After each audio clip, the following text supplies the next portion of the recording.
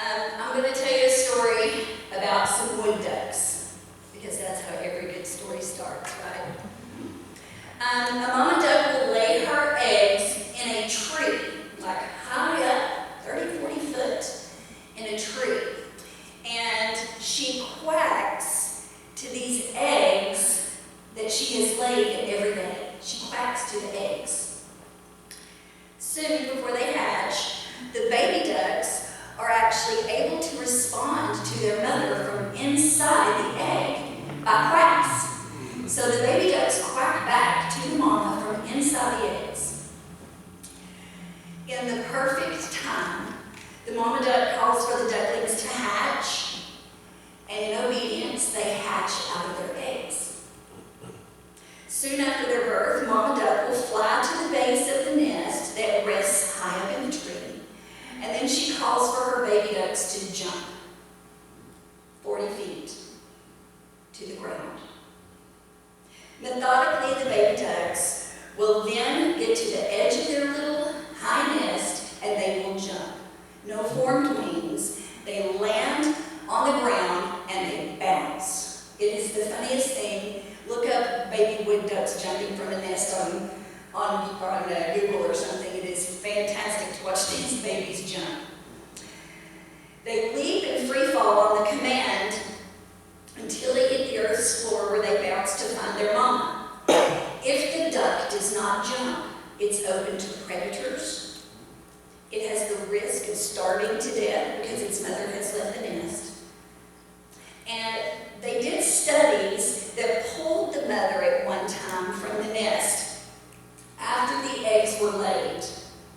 She returned only after they hatched, and studies showed that those baby ducks were not obedient to their mother's call once she left the nest. They also showed that those baby ducks did not instruct their baby ducks for the next generation. That's amazing. For these ducks, it's a matter, that big jump is a matter of life and death. My daddy was a preacher, so I was raised going to church Sunday morning, Sunday night, Wednesday night, and every other occasion that the doors happened to be open. When I was 7, it was December 1977, and we had this Christmas program at our church, and my friend Robin and I were in the back of the church, dressed like little angels. We had already done our part, the white little robe with the tinsel on the coat hanger, And so my daddy gets up after the program, and he said, if there's anyone here that would like to be saved, come forward. He was giving a standard Southern Baptist invitation. And so in the back, there was a gentleman who told me and my friend Robin to go forward and kneel down, because how cute would it be that during this time, two little angels go forward and kneel at the altar. So we did, and when my daddy saw me coming down the aisle, he assumed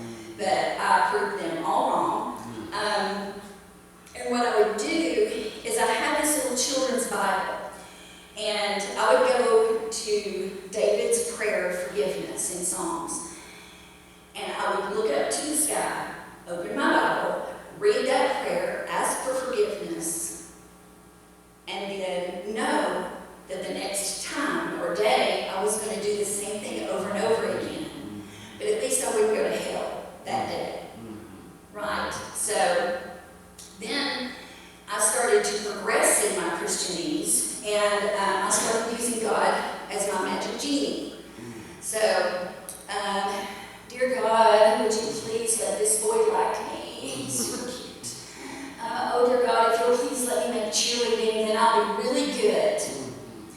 And so God was my want to. I mean, he was the one that would fulfill my wants. In the mid-'80s, I got involved in beauty pageants. Do not judge me.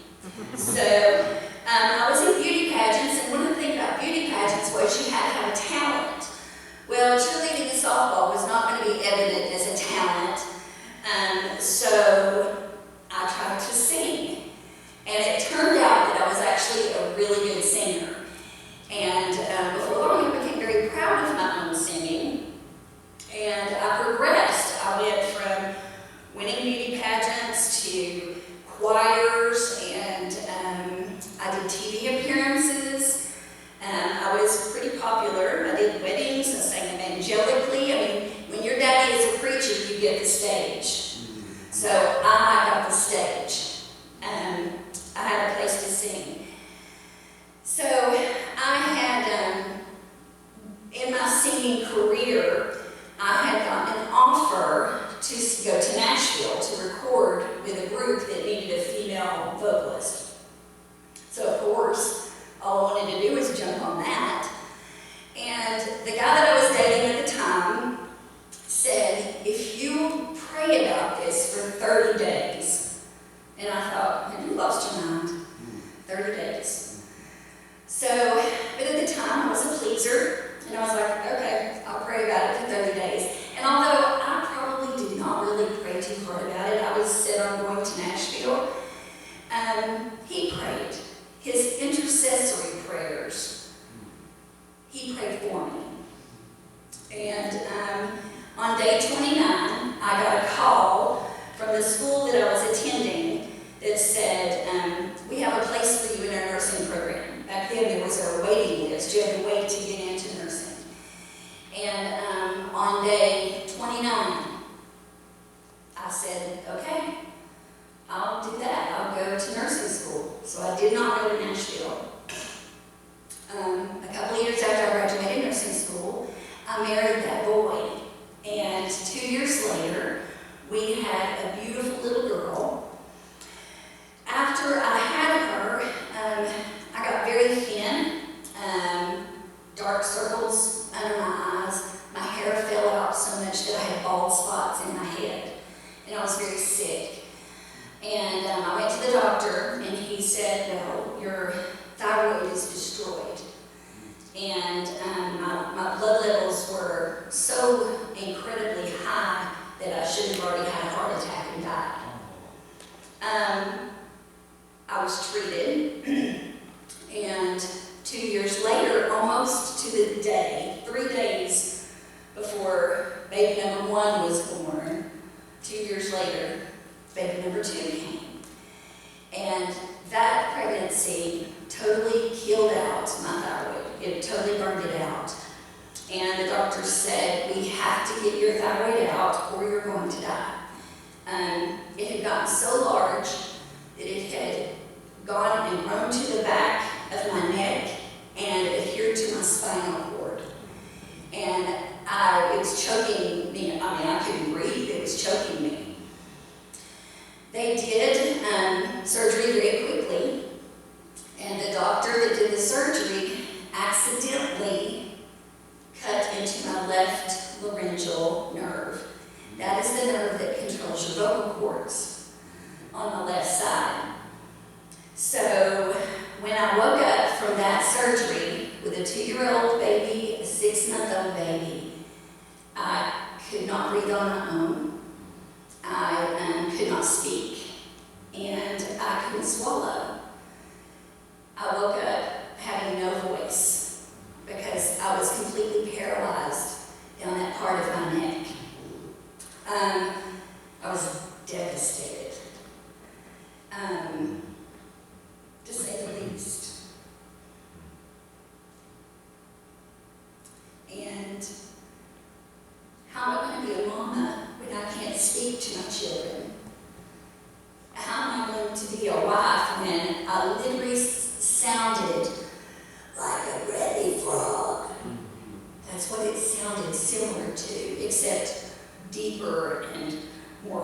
worse.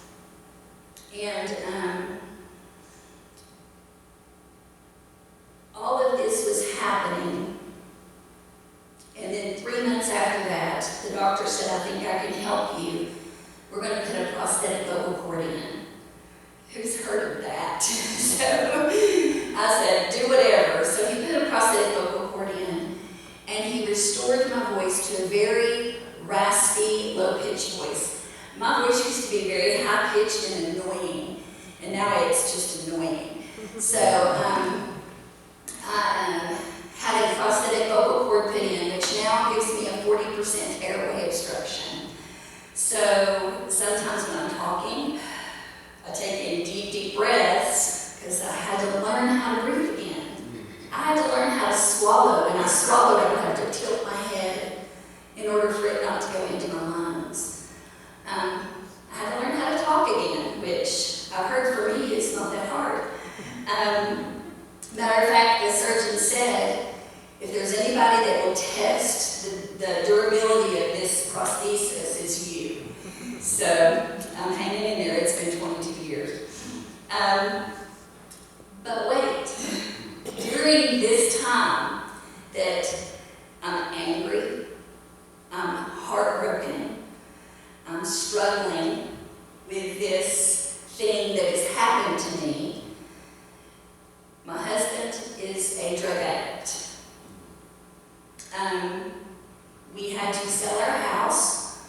It's the big, we still call it the big house because it was a very large home. We had to sell our house. We had to move into a townhome. And that was really hard, going from this big, fine home to a rental townhome. And he progressively got worse. And when that happened, we had to move in with my mother and father-in-law in their basement. 2 babies in the basement. My husband's a drug addict. But wait, there's more. It's kind of like, one of those infomercials. But wait, for a separate fee, your mother has 6 months to live. I remember the day that my daddy came and told me that. And I was so mad because I thought, what kind of God are you to do this to me? Did I not sing for you? I sang for me. Did I not do what you wanted me to do? I went to nursing school. I didn't go to Nashville. I did all the things that she said I was supposed to do. And for 5 years, I blamed God for my infirmity. I blamed God for my addicted husband. I blamed God for my sick mother. And I wallowed in self-pity. And I would tell people that God hated me. And he might do good for you, but he hates me. And I tell people that on a regular basis. And the whole time that that was happening, I kept hearing, no, you don't. And I would say, I'm so mad. You're okay. So, 5 years. In that 5 years, my husband recovered from his addiction. Matter of fact, in the basement of his mother and dad's house is where he surrendered and gave his life back to Christ and was weaned off of his drugs. I found out baby number 3 was coming, and I wasn't happy about that. But God. My mother lived for that 5 years, and my mother got to see changes happening in our lives. I told Patrick, please find me a house and get me out of your mama's house. And he got me a house.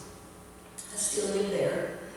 And one day, when I was so exhausted from fighting and running, I went to my bedroom and I laid face down on my bed.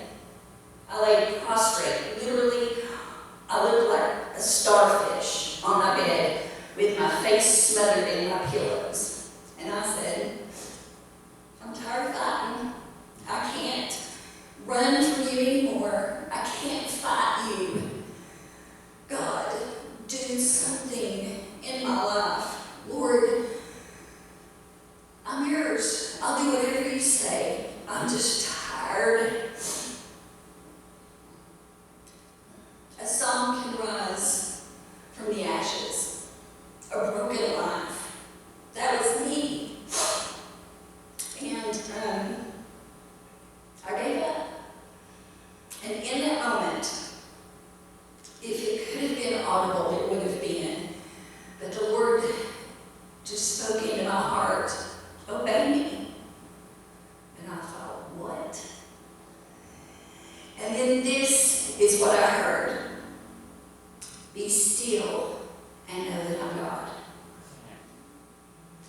And I thought, what does that mean? I don't recall ever hearing that. And I thought, do I be still? What does still mean? So I will admit that it took me 2 days to go tell Patrick that I had fully surrendered to the Lord and His will for my life. I was embarrassed. I mean, I was a preacher's kid. I was the one who was supposed to stand up and be good.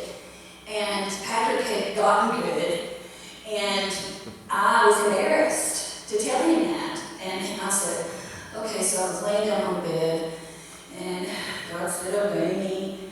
And then He said, be still and know that I'm God. He said, oh, well, that's Psalms 46:10. And I went, what? I mean, I literally went, what? He said, yeah. Like every idiot goes like that, you know? And then he flips through, and there it was. In Scripture, the word that God spoke to me that I promise you, I don't ever remember hearing in my life. And I thought, okay, then I got to know what that means. So I looked up the word, and because I'm still thinking, freeze frame, be still. And what I found out is the word for still is a Hebrew word that means, it's the word Rapha. And Rapha means release, rest, let go. And every Hebrew word has a visual to it. So the visual that when the Hebrews say a word, the thing that they see is pillows. It means lay back, rest, release, let this go. And I thought, oh, God's telling me to let go of all that anger and bitterness and lies and trash talk. And then I thought, okay, He's saying obey me. So the $1 million question is, what am I supposed to obey? So I just started reading my Bible. And because now that I know that God's Word's in there, and He's already spoken it to me, I better find out what else He has to say.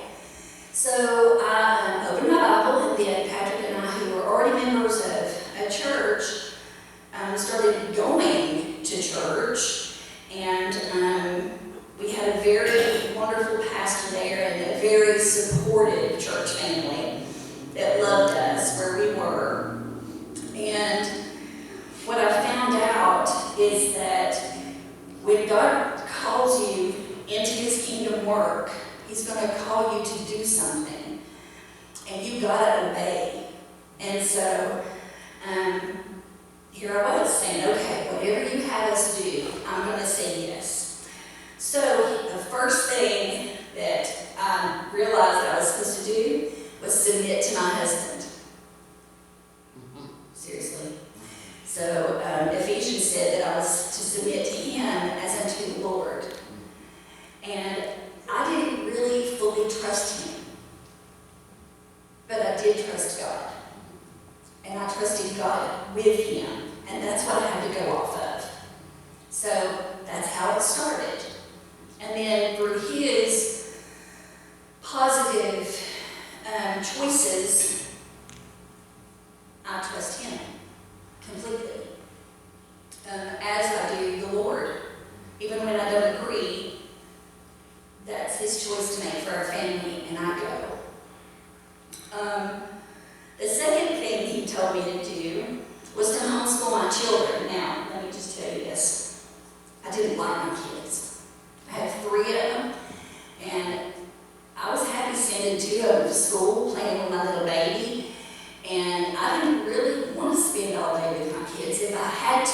I would probably shoot them or me. I really just couldn't do it. And so I said no. And then things became difficult. And it was not it was not a good time.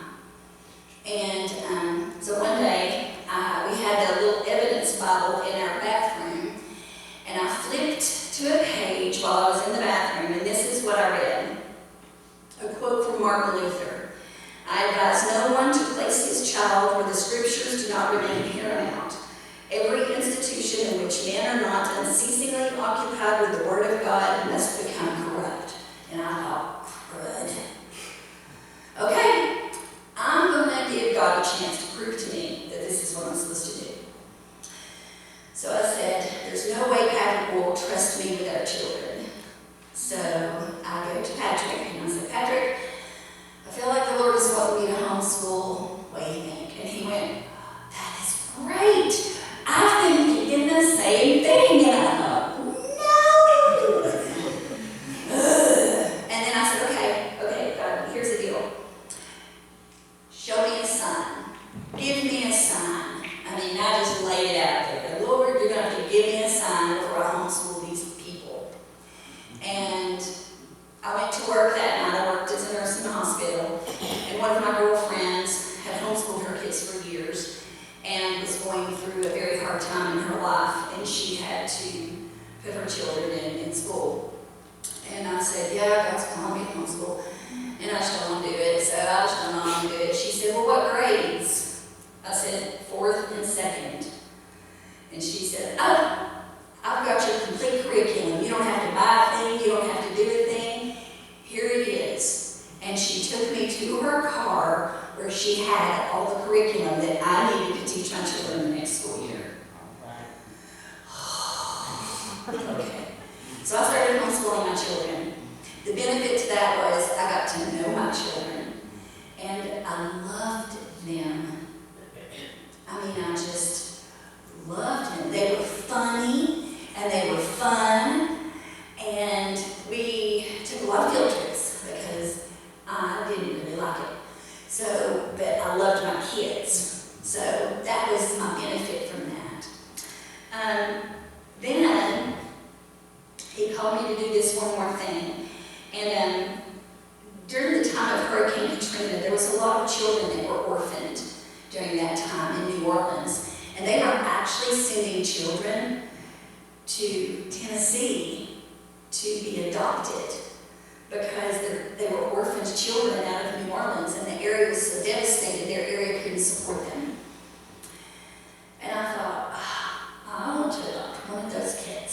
So I told Patrick, I think that we need to adopt one of those kids. And he went, nope. And I thought, fine.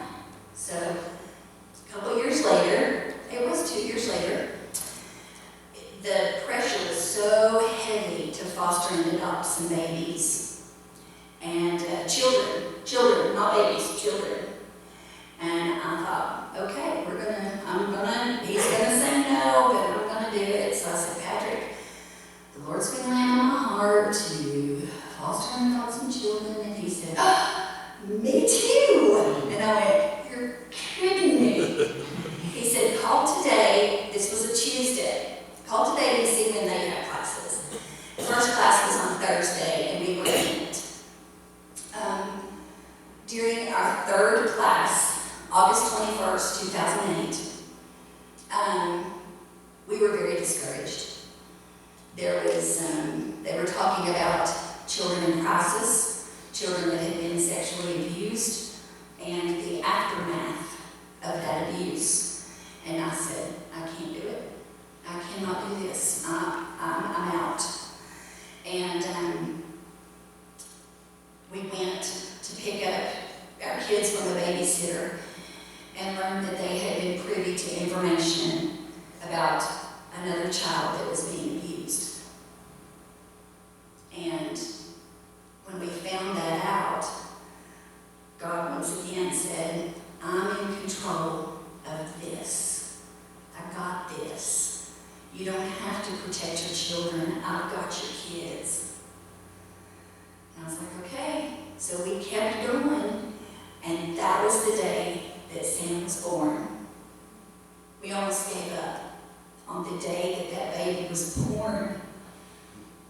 And he's the light of our life. So we got one little boy. Actually, we had 2 little kids that went back to their families first, and then we had this one little boy. And then in one afternoon, our one foster child grew to 3 foster children. And 2 years later, another foster baby. And 2 years later, another baby. So the woman who really didn't like to spend time with her children because she didn't like them now has 8 children, 5 of which are not her own. And that's God. Because I said yes. And then I had to think about why we don't obey. And this is what I came up with. Lots of excuses. Well, I try to obey, but it just makes it hard. Well, I'm just not ready to give up X, Y, or Z. I don't want to quit partying. I don't want to give up this relationship with my boyfriend because if I follow Jesus, then I'm going to lose my boyfriend. I just don't want to say no to what? I work every Sunday. I can't do this. I can't be a part of a church. I need a day to rest every day. I have no time. We've got soccer, we've got dance, we've got karate, we've got extracurricular lessons of any sort. I can't do that. And the Bachelorette starts on Wednesday. Can't miss that. I am in to this season. I can't handle it. I'm not strong enough for 8 kids. Well, I'm going to promise you right now that God is not going to automatically draw you to 8 children, okay? But he might. Ooh, he might. We have to remember that this life is not our own, and we're not promised tomorrow. So we have to give everything that we have today. And this was my favorite. I don't want to move to Africa. Well, how about we just travel across the river?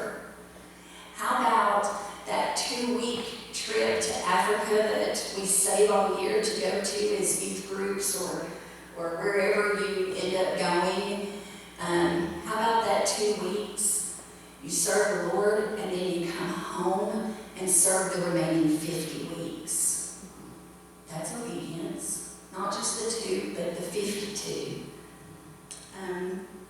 Sometimes the nations start in our own backyard, in our own foster care system, in our own home, saying yes to our husbands, saying yes to taking a few minutes to open up the scripture and see what the Lord wants to pour into your heart today. Again, be prepared, because when you're His, He's going to call you to do something. And just like with those baby ducks, it's a matter of life and death. Maybe not yours, because you're now His, but those people that you could be an influence and a reach. Because if God can use me, I'm telling you, He can use anybody. If He can draw me from the depths of hell, He can draw anybody.